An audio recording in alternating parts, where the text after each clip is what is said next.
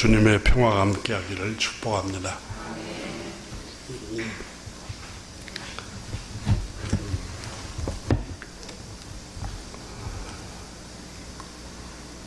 심장은 우리 몸의 엔진 역할을 한다고 합니다. 펌프 역할을 해서 산소를 혈액을 통해서 온몸에 순환을 시키고 또 오폐물 이산화탄소를 이렇게 밖으로 내보내서 제거하는 기관이 심장인데, 심장이 우리 손 주먹만한 크기라고 하는데 사람마다 크기가 조금씩 다르다고 합니다. 건강해지려면 심장이 이렇게 튼튼해야 되는데, 심장이 건강해지려면 균형 잡힌 식사하고 규칙적인 운동이 필수라고 그러는데, 허준이 쓴 동의보감에 보면 심장에 관해서 이렇게 적고 있습니다. 심장은 오장육부 중에서 우두머리가 되며, 우두머리라고, 그러니까 가장 중요한 엔진이라는 겁니다. 심장이 뛰지 않으면 그때 사람이 죽잖아요. 그러니까 결분, 팔과 가슴 사이에 여기 조금 여기가 들어간 부분을 결분이라고 하는데, 이 푹 패인 부분인데, 심장이 이제 이렇게 호흡 산소를 오고 가는 길이 되므로 특별히 이걸 통해서 관골, 광대뼈, 우리 광대뼈가 넉넉한지 어떤지를 보고 심장 상태를 한의학에서는 본다고 합니다.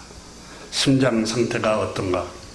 얼굴 빛이 붉고 살결이 부드러운 사람은 심장이 작다고 적었습니다. 그 허준의 동의보감에 거기 해부를 해보니까 대부분 사람들이 그렇게 나타나더라는 겁니다. 살결이 부드러운 사람, 얼굴이 붉은 사람은 심장이 작고, 살결이 거친 사람은 심장이 크답니다. 칼돌기가 없는 사람은 심장이 높은 위치에 위치하며, 칼돌기는 이게 명치, 여기 명치하고, 제가 말씀 준비할 때 조금 이렇게 공부를 해보니까 갈비뼈하고 양쪽 갈비뼈 사이에 명치, 이 끝부분 위쪽에 나와 있는 연골뼈를 가리킨다고 합니다. 이 칼돌기가 길면 심장이 견고하고, 칼돌기가 약하면, 작으면 심장이 약하다, 이렇게 적었습니다. 그러니까 쉽게 말하면 거기에 이렇게 적었습니다. 심장이 작으면 조그마한 일에도 잘 놀란답니다. 조그마한 일에도 근심을 지고 살고, 또 심장이 작게 되면은 작은 말에도 상처가 많이 받게 되고, 심장이 크면은 다른 사람에 비해서 잘 놀래지 않는다고 합니다. 심장이 작으면 쉽게 그 사람이 불안 증세를 보이기도 하고, 이렇게 이제 심장이 작아서 생기는 병이 소갈병과 열중이라는 질병이라고 하는데, 이 소갈병이라는 병은 갈증이 심하여 음식을 먹어도 자꾸 이렇게 목이 마르고 소변량이 늘어나는 당뇨라고 표현을 하고 있습니다. 그래서 몸의 균형이 금방 깨져버려서 이걸 옛날 어른들은 밴댕이 소갈머리라고 표현했다고 해요. 그게 이렇게 속 좁은 사람을 가리켜서 말하는데, 왜 이렇게 속이 좁냐라고 말하지만, 한의학에서 이 허준이 쓴 동의보감에 보면은 심장이 적으니까, 타고난 사람들 가운데 심장이 아주 적은 사람이 있다고 합니다. 그래서 잘 놀래고 또 근심하고 두렵고, 일반 사람들은 아무렇지 않은데 잘 놀래요. 그런 일에 놀래고 그런 일에 근심하고 두려워하고,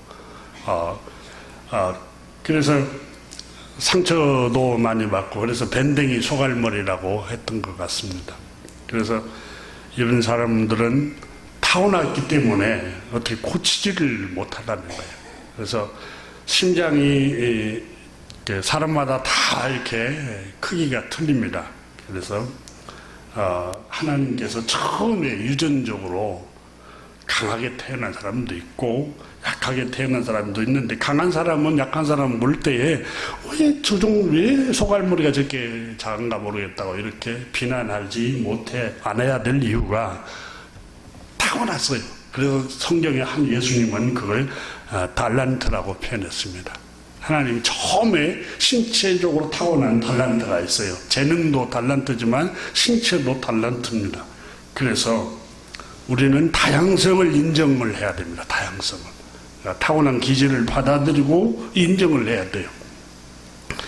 오늘 본문의 하갈은 굉장히 놀래고 두려워하고 있습니다. 물론 이분은 심장이 적어서 놀란 게 아니라 가정에서 일어난 일 때문에, 아브라함과 사라 주인 가정에서 일어난 일 때문에 시달리고 있는 것을 보게 됩니다. 두려움에, 불안에 시달리고 있고 떨고 있는 모습이 오늘 본문에 기록되고 있습니다. 그런데 이 하갈이 여러분 오늘 성경에 방황하지 않습니까? 수르길 광야에 도망쳐 나와서 방황을 하고 있습니다. 근데 무엇 때문에 그런가 하면은 사라 여주인이 자기를 괴롭힌다는 거예요. 여주인이 괴롭힌 것을 보고 이렇게 하갈이 도망쳐 나와서 고통을 하고 있습니다. 6절을 한번 보십시오. 아브라함이 사라에게 이르되 당신의 여종은 당신의 수중에 있으니 당신의 눈에 좋을 대로 그에게 하라 하매 사라가 하갈을 학대하였더니 하갈이 사례 앞에서 도망하였더라, 이렇게 기록하고 있습니다. 그러니까 이 6절만 보면은 하갈이 도망치고 하갈이 수르 광야의 샘물 곁으로 도망쳤던 것은 사라 여주인이 하갈을 학대했기 때문이라는 점을 6절에서 그렇게 기록하고 있습니다. 그런데 이것은 하갈의 책임도 있습니다. 하갈의 행위의 결과입니다. 하갈의. 한편으로는 또 하갈의 책임이 있다는 점을 성경이 교훈합니다. 왜냐하면 4절을 보십시오. 아브라함이 하갈과 동침하였더니 하갈이 임신하며 그가 자기의 임신함을 알고 그 여주인을 멸시한지라, 여주인 사라를 멸시하기 시작합니다. 그러니까 여주인 사라를 멸시하니까 하갈을 학대한 일이 6절에 벌어집니다. 그러니까 다시 말하면 하갈이 학대받은 이유가 뭡니까? 4절에서 여주인을 멸시했기 때문에 그런 거예요. 그러니까 행위의 결과입니다. 행위의 결과. 근데 이 하갈은 여주인 사라 때문에 내가 이렇게 학대를 받는다고 말하고 있고, 또 사라는 어떻게 말합니까? 5절에서 사라가 아브라함에게 이르되 내가 받은 모욕 당신이 받아야 마땅해, 이렇게 당신 때문이야 하고 아브라함을 책망을 하고 원망하고 불평합니다. 내가 이런 모욕을 당해야 하는 것은, 숙제를 당하는 것은 다 당신 때문이라고 이렇게 말을 합니다. 내가 나의 여종을 당신 품에 두었거늘 그가 자기 임신함을 알고 나를 멸시하니 당신과 나 사이에 여호와께서 판단하시기를 원하노라. 그러니까 그 여종 때문이고 또 남편 바로 아브라함 당신 때문에 내가 이렇게 불행해졌다고, 내가 이렇게 멸시를 당하는 것은 바로 당신 때문이고 하갈 때문이야, 이렇게 말하고, 하갈은 사라의 여주인 때문에 내가 이렇게 도망 나왔습니다, 이렇게 말을 하고 있습니다. 근데 우리가 오늘 본문이 우리에게 교훈하고 있는 교훈이 뭐냐면 다 자기 행위의 열매입니다. 그래서 성경에 하나님 말씀에 행위의 열매를 먹을지니라 그랬어요. 다 자기의 행위의 열매라는 거예요. 우리 주님께서 황금률에 말씀하셨잖아요. 대접을 받고자 하는 대로 대접하라 그랬어요. 내가 그걸 존중하지 않으니까 상대도 이웃도 나를 멸시하게 돼 있고, 내가 교만하니까 상대도 그렇게 할 수밖에 없는 일이에요. 그래서 성경은 우리에게 행위의 결과다 계속해서 말씀을 하고 있어요. 잠언 1장에도 행위의 결과다라고 말씀하셨어요. 주님께서. 오늘 성경에 사라는 아브라함 때문에, 남편 때문에 이렇게 불행해졌다고.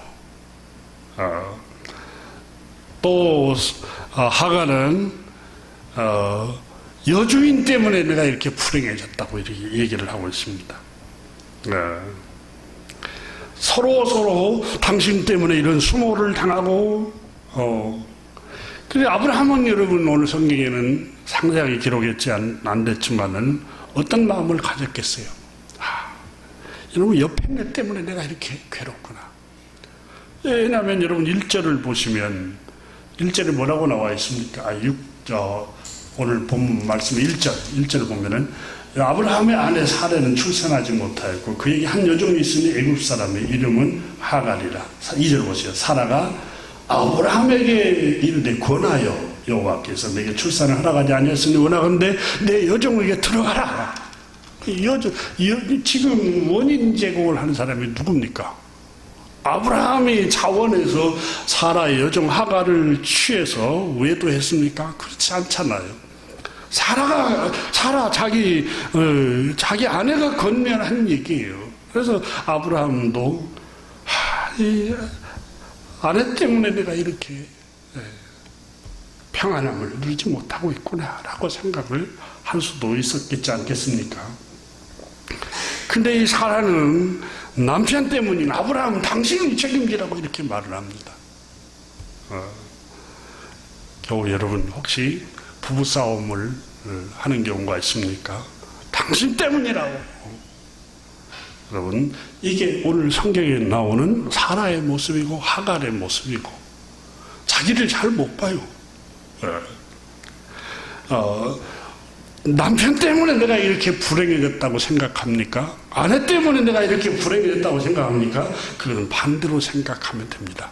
그런 마음이 더 깊이 들수록 자기를 성찰해야 됩니다. 성경은 우리에게 그걸 가르치고 있고 비춰주고 있습니다. 사라 자신이 욕심 때문에 남편 아브라함에게 권면했습니다. 그래놓고 남편 때문이라고 화를 냅니다. 자신이 저지른 일은 책임을 자신이 져야 되지 않겠습니까?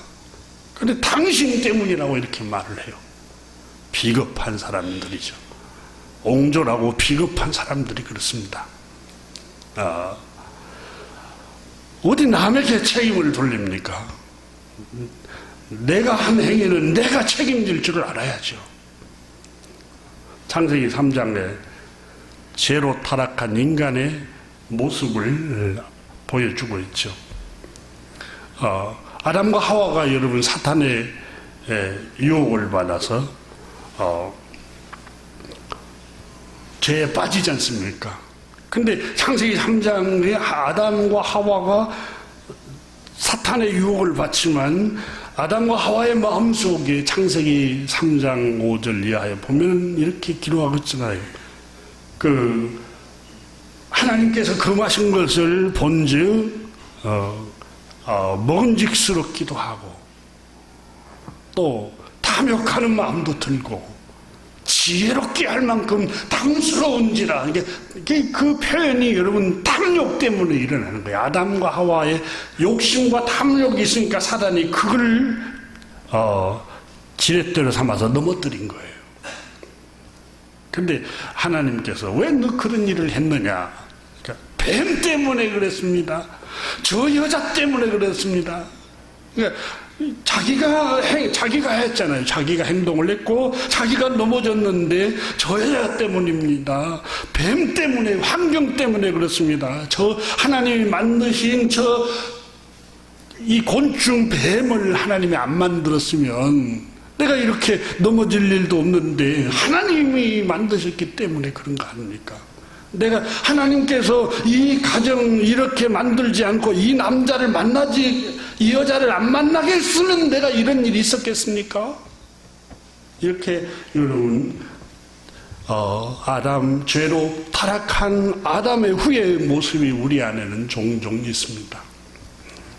아브라함은 아내 사라가 날마다 원망하고 불평하는 걸 보고 여러분 마음이 편했겠습니까? 얼마나 괴로웠으면은 자기 아이를 잉태한 여종, 자기 새끼가 거기 있는데도 내쫓아내라고 그러잖아요. 내쫓아내라. 이 내쫓아내라는 말 속에는 어떤 의미가 있습니까? 너무너무 괴롭다는 거예요. 그러니까 쉽게 말하면 우리 속담에 어른들이 그러잖아요. 무자식이 상팔자라고 할 정도로 자식이 속 썩히면은 그렇게 힘든 거예요. 인생이 그렇게 힘들고 고통스러운 거예요.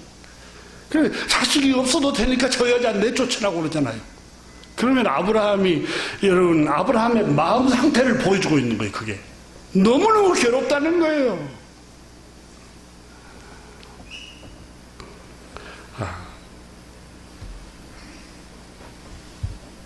하나님께서 구약 성경 요나서 1장에 보면은 모든 불행은 자기 욕심에서 일어난다고 요나서가 말하고 있지 않습니까? 하나님께서 선지자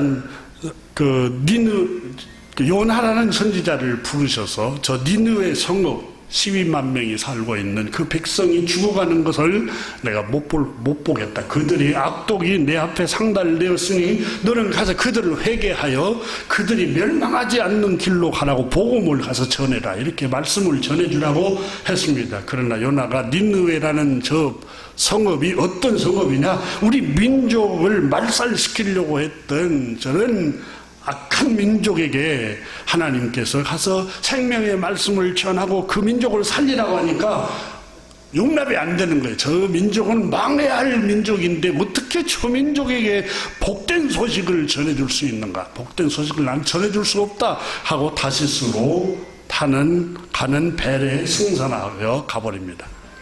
가자마자 배가 바다 위로 큰 풍랑을 하나님께서 바람을 보내셔서 태풍이 불게 해서 풍랑을 만나게 합니다. 배가 거의 부서지게 되었습니다. 뱃사람들은 두려움과 불안에 사로잡혀서 각자 자기 신들을 막 부르고 기도하고 저희가 탄 배가 기우뚱기우뚱 하면서 침몰 직전에 선장이 나와서 모든 무거운 물건은 다 바다에 던지라고 해서 다 던집니다. 그래도 배가 잔잔하지를 않습니다. 그 기도를 하고 있는데 배 밑창에 선장이 내려가 보니까 어떤 한 사람이 거기에서 깊이 잠들어 있습니다. 이게 요나 선지자였습니다.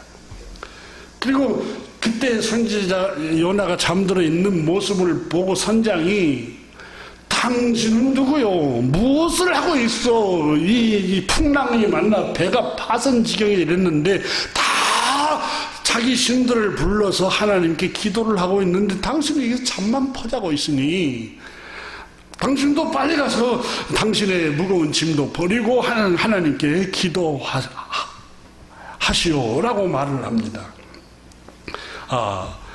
그래서 이제 그렇게 하고 올라왔는데 아무리 해도 배가 풍랑이 그치지를 않으니까 어떤 사람이 제안합니다. 자, 우리 중에 죄를 지은 사람이 있어서 이 풍랑이 잔잔하지 않으니 제비를 뽑아서 누구 때문인지 알아냅시다 하고 제비를 뽑았는데 그 배 밑창에서 자고 있는 요나가 당첨이 됐어요. 요나에게 물었습니다. 뱃사람들이 우리에게 말하시오. 누구 때문에 이런 재앙이 우리에게 임했는지 말하시오.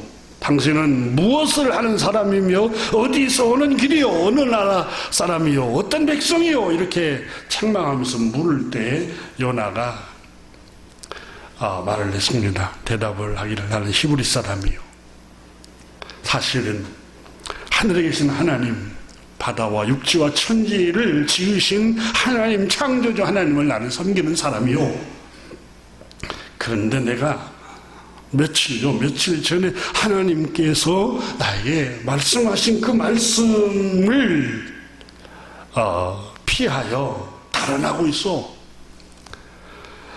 그러자 사람들이 어쩌자고 창조주 하나님 말씀을 대적을 하고 불순종하고 이렇게 달아나고 있단 말이오. 그 때문에 우리에게 재앙이 임한 것이오 라고 말을 했습니다. 바다는 점점 더 거세게 풍랑이 일어났습니다. 어떻게 하면 좋겠소 하고 이 선지자에게 묻습니다. 요나가 우리 헤엄쳐서 건너갑시다 이렇게 하지 않습니다. 그래도 선장이 항해를 노선을 잘못 선택해서 이러는 거요. 이렇게 하지 않아요. 요나가 답을 알고 있었습니다. 원인은 나요. 나를 들어서 이 풍랑이 일고 있는 이 바다에 나를 던지시오. 던지면 바다가 저 풍랑이 잔잔해질 것이요. 원인이 바로 나 때문이란 말이요. 그래서 사람들이 하나님 앞에 주님 우리가 살인하려고 하는 목적이 없습니다. 그러나 이 사람 때문에 그러니 하고 이 사람을 요나를 바다에 던져버립니다. 물론 거기에 물고기가 먹어서 다시 토해냈다고 나오지만은 그 던지자마자 거짓말처럼 풍랑이 잔잔해집니다. 어떻게 성경에 이런 일이 기록이 될까? 이 성경, 그 요나서가 말하려고 하는 것은 요지는 중심 내용 한 가지입니다. 모든 원인은 나 때문이다. 그걸 말씀하시려고 하는 거예요. 그걸. 그러니까 요나서, 구약 성경에 요나서가 말하려고 하는 것은 모든 것은 내가 원인이라는 거예요. 내가. 아브라함 때문이요, 하갈 때문이요, 사라 때문이요. 이게 아니라 원인은 바로 내가 교만했기 때문에, 내가 업신여기니까 주인도 학대를 하고 그러지 않습니까? 내가 존중을 했더라면 여러분 멸시를 했겠어요? 평상시에. 사람은 인지상정이라고 빚을 지면은 갚으려고 하는 경향이 있잖아요. 근데 정말 나를 존중해주고 나를 친절을 베풀고 나에게 따뜻하게 하고 나에게 자비를 베풀고 나를 위로하고 나를 긍휼을 베풀고, 그런데 그 사람에게 어떻게 여러분 침을 뱉겠어요? 존중하지요. 근데 오늘 성경에 보면은 아브라함 당신 때문이요, 저 하갈 저 여자 때문이요, 하나님 저 사라 때문에 내가 이렇게 불행해졌습니다, 이렇게 말을 하잖아요. 그러나 오늘 성경에 보면은 모든 원인은 자기의 욕심, 자기가 원인이에요. 자기가 원인. 내가 그 사람 때문에 시험 들었네, 내가 저 사람 때문에 시험 들었네, 내가 누구 때문에 시험 들었네. 다 자기 욕망과 자기를 죽이지 못하는 데서 오는 거예요.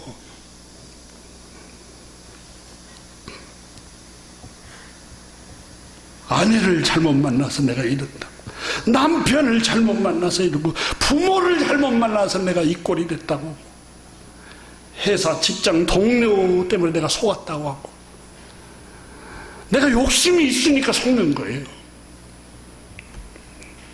까닭 없이 여러분 친절을 베풀고 선물을 주면은 그걸 좋아하려고 하는 그 탐욕 때문에 넘어지는 거예요.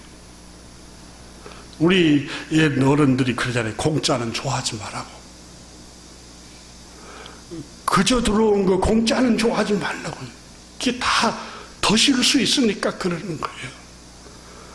노동을 하고 땀을 흘리고 힘써서 여러분 자기가 잠 못 자고 해서 받는 대가로 돈을 벌게 되면은 돈 씀씀이도 굉장히 전략하고 건면하면서, 근검전략하면서 씁니다.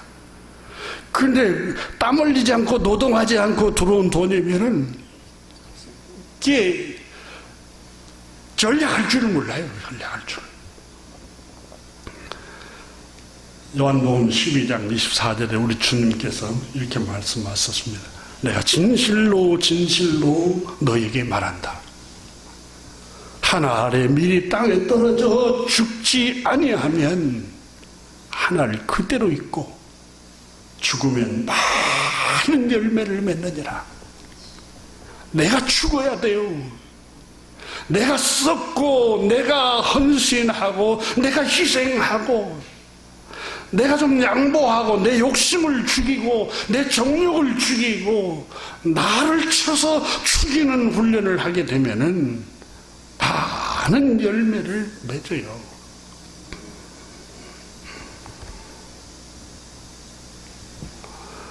본문의 아브라함은 평안을 잃어버렸습니다. 여러분, 아브라함 부자였죠? 318명 정도의 직원을 데리고 있을 정도니까 엄청난 큰 부자죠. 중소기업 사장이죠. 그런데 평안이 없어요. 늘 불화가 요동을 치고 가정에 갈등이 있고 시기가 있고 사라가 분노에 쌓여 있고 미움, 적대감, 멸시, 천대, 이 어두움과 부정적인 것들이 아브라함의 가정을 뒤덮고 있었어요. 배려와 친절과 이해심, 사랑하는 마음이 사라진 지 오래인 가정입니다. 아브라함이 행복했겠어요? 불행했어요? 보면 가정이 너무너무 불화가 심했습니다. 오직 있으면 쫓아내라고 했겠어요? 그래서 잠언 17장 1절에 마른 떡 한 조각만 있고도 화목한 것이, 평안을 누리는 것이 제육이 집에 가득하고도 갈등하고 시기하고 분노하고 미워하고 증오하고 다투는 것보다 나으니라. 더 행복하다 그랬어요. 그러니까 이 말씀은 잠언 17장 1절에 보면은 가장 큰 행복은 평안이라는 거예요. 물질도 아니고 소유도 아니고 명예도 아니고 사람 보기에 화려함도 아니에요. 마음의 화목, 평안함보다 더 큰 행복이 없어요. 자산이 아무리 많은들 마음에 평안이 없으면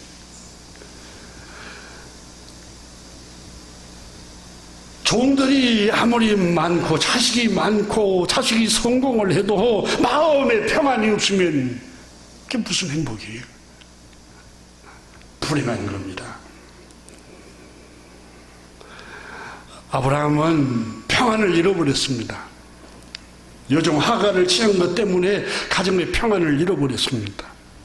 여러분, 대부분 가정이 불화가 심해진 원인 중에 경제적인 이유도 있지만 그보다 더 심각한 것은 외도입니다. 외도. 성실하지 못해요. 남편에게 성실하지 못하고 아내에게 성실하지 못한 데서 오는 불행이 시작되는 거예요. 왜 성실하지 못하게 됩니까? 다른 데 욕심을 품으니까. 다른 남자, 다른 여자에게 욕심을 품고 욕정을 품으니까 거기서부터 마음에 자기 스스로 갈등도 일어나고 결국은 같이 살고 있는 가정에 불행이 들어와서 평안을 잃어버려요. 평안을. 순간적인 쾌락 때문에 매일매일 평안을 잃어버린 사람들이 얼마나 많은가 몰라요. 미련하게.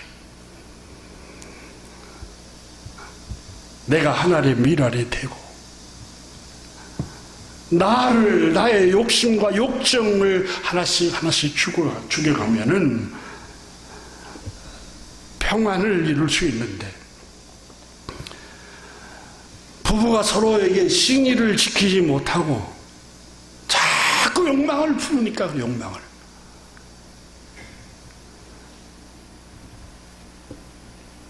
문제 해결을 위해서 아브라함은 고통스럽고 괴롭지만 가정을 지키기로 마음먹습니다. 불행의 씨앗이 무엇이었는가? 하갈을 취한 것 때문이구나. 하갈을 내보내기로 마음먹습니다. 쉽게 말하면 하갈하고 헤어지기로 마음먹은 거예요. 이런 조항지처를 존중히 여기고 첩을 버리기로 끊기로 마음을 먹은 거예요. 그때 아브라함은 당신의 여정연이 내쫓으라고 말을 합니다. 그러자 사라는 남편의 허락을 받고 여종 하갈을 오늘 성경에 학대하니라 이렇게 적고 있습니다. 오늘 성경을 한번 보십시오. 6절에 보면은 사례가 마지막 부분에 보면은 하갈을 학대하였더니 하갈이 사례 앞에서 도망하였더라 그랬습니다. 여기 여러분 도망할 정도로 학대를 했습니다. 거기 있다가는 죽음의 살해 위협까지 느꼈던 게 분명합니다. 그때 여러분 노예들은 동물 취급했습니다. 돈을 주고 사고 팔기도 하고 내다 버리기도 하고 죽이기도 하고 당시 사회였어요. 그러니까 하갈이 도망쳐 나왔습니다. 이 학대라는 단어는 히브리 말로 아나라는 단어인데 이렇게 발음하는데 우리 말로는 위협하다 뜻이 위협하다, 누르다, 괴롭히다, 심하게 다루다, 압제하다라는 뜻입니다.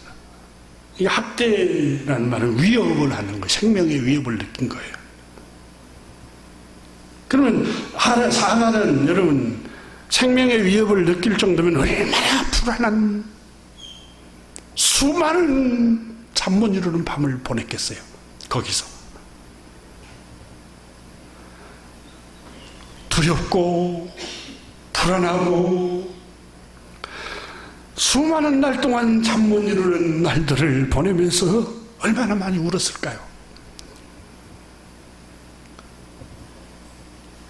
이 사람은 16장에서 애굽 여자라고 했습니다. 애굽에서 아마 팔려왔는가도 모릅니다. 아무런 도와줄 친척도 없고 이웃도 없습니다.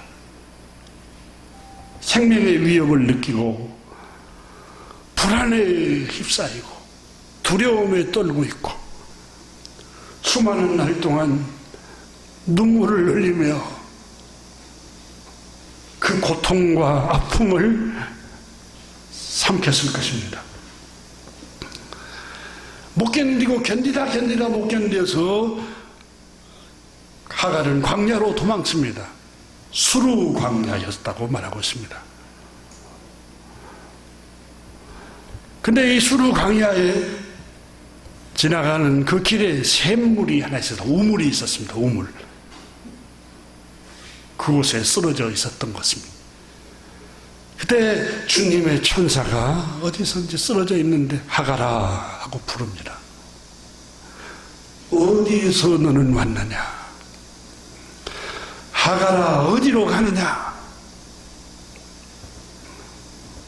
그때 하갈이 대답했습니다. 주님, 나의 여주인이 나를 날마다 슬프게 합니다. 불안하게 합니다. 못 살게 합니다. 압박합니다. 학대합니다. 억누릅니다. 그 불안 때문에 잠 못 이루는 밤을 수없이 보내고 있습니다. 생명의 위협이 너무 두려워서 내가 광야로 도망쳐 나왔습니다.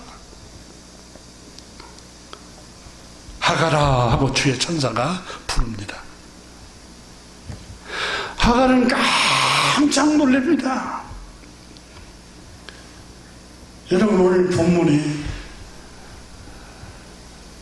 13절을 한번 보십시오. 하갈이 자기에게 이르신 여호와 이름을 나를 살피시는 하나님이라 하였으니 이는 내가 어떻게 여기서 나를 살피시는 하나님을 배웠는고. 엄청난 감격에 빠져버립니다. 여기서 내가 하나님을 만나다니,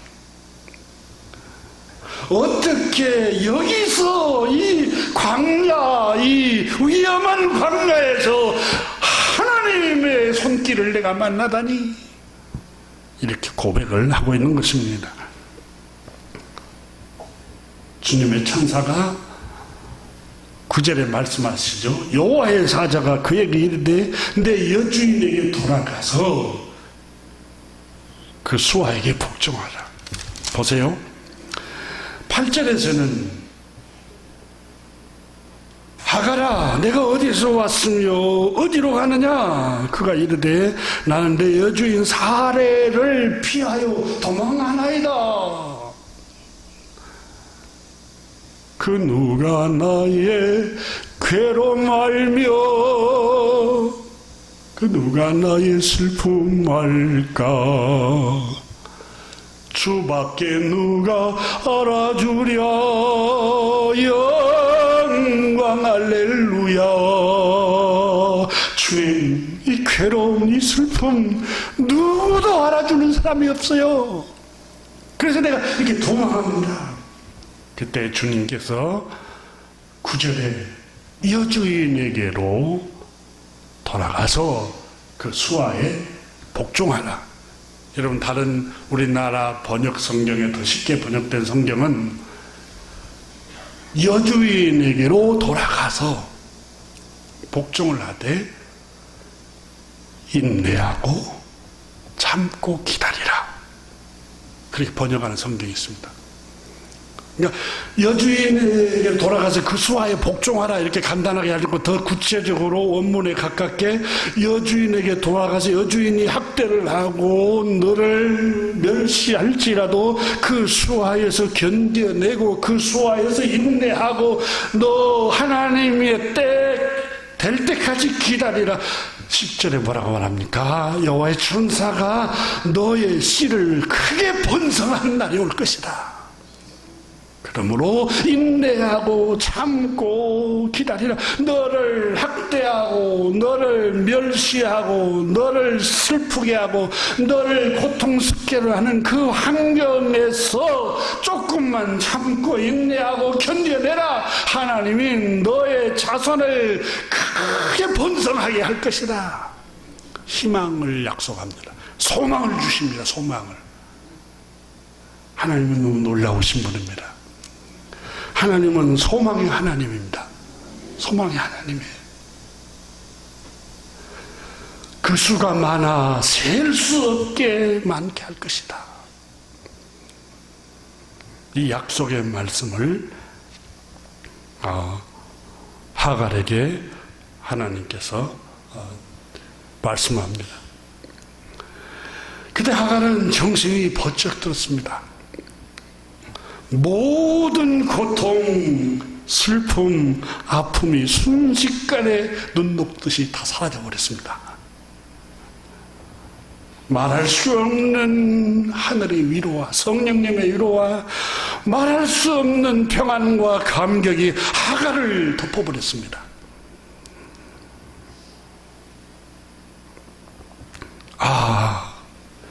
나의 슬픔, 나의 괴로움, 나의 울부짖음, 나의 신음, 나의 아픔을 살피고 계셨구나. 하나님은 침묵하신 줄만 알았는데 못 본 죄하고 나를 외면한 줄만 알았는데 하나님은 내가 무엇이 한데? 아니, 오늘 성경에 13절에 고백한 것처럼 어떻게 여기서 나를 살피고 계셨을까? 이 위험한 광야, 사막이라는 이 위험한 곳에서 하나님은 나를 보고 계셨구나. 살피시는 하나님, 원문에 엘로이라고 썼습니다. 나를 보고 계신 하나님, 내 고통을 보신 하나님이란 뜻입니다. 내 아픔을 보신 하나님, 내 슬픔을 보시는 하나님이란 뜻입니다. 하갈은 이 본문을 통해서 선포합니다. 하나님은 아브라함의 하나님만이 아닙니다. 사라의 하나님만이 아닙니다. 노예인 하갈, 나 같은 천한 사람의 하나님도 되십니다 라는 고백입니다.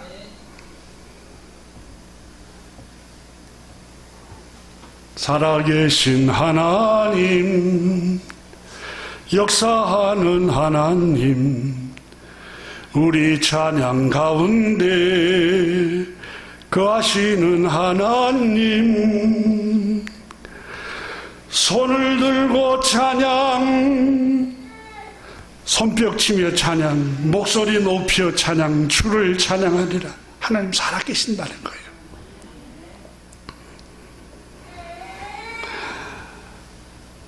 오늘 본문에 7절에 여호와의 사자가 광야의 샘물 곁 그 술길 샘 곁에서 그를 만나. 이 술길이란 말은 수루 광야를 말합니다. 하갈아, 내가 어디서 왔으며 어디로 가느냐?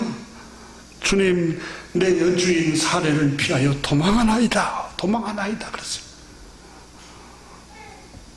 어디로 도망하느냐? 이 광야, 13절에 고백한 것처럼 여기 이 광야로 도망와였나이다.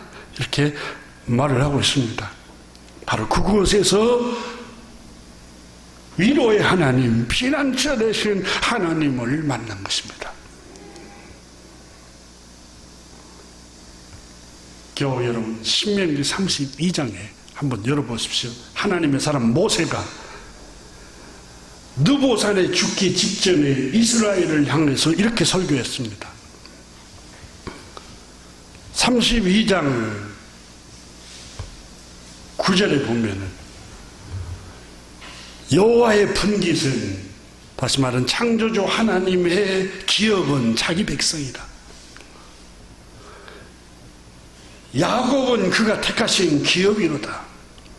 아브라함의 아들 이삭이 낳은 아들이 야곱이죠.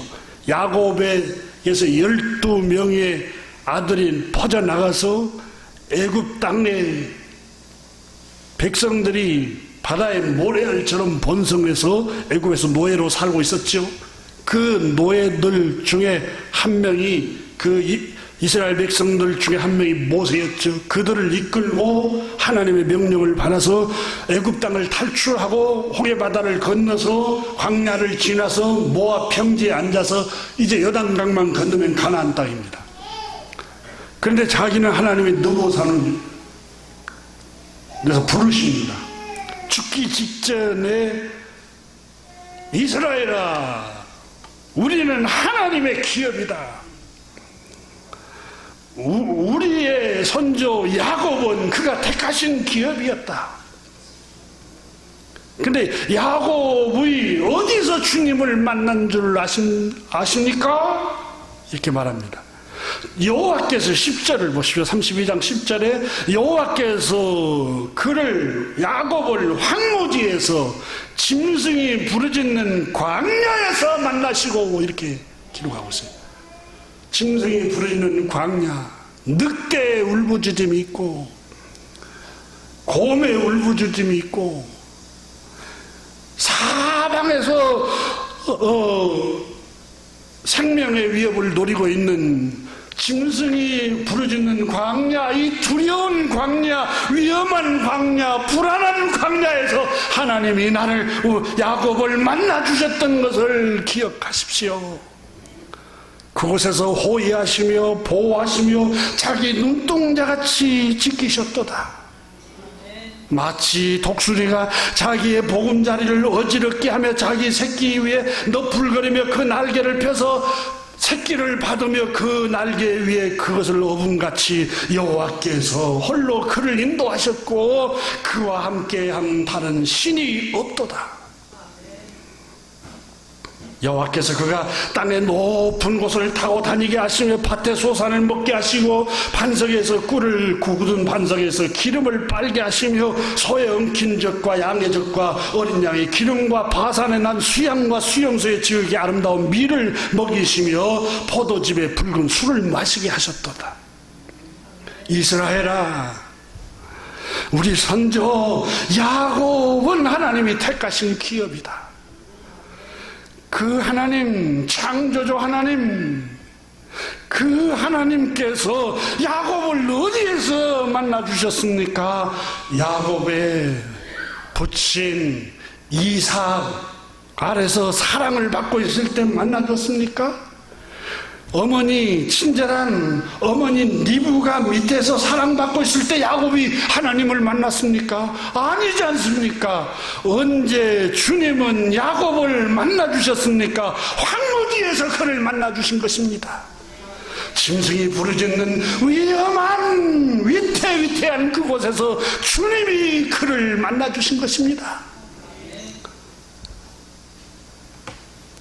그것은 독수리가 자기 새끼를 훈련시키기 위해서 일부러 보금자리를 흐트려서 떨어뜨린 것처럼 하나님은 독수리같이 자기 새끼를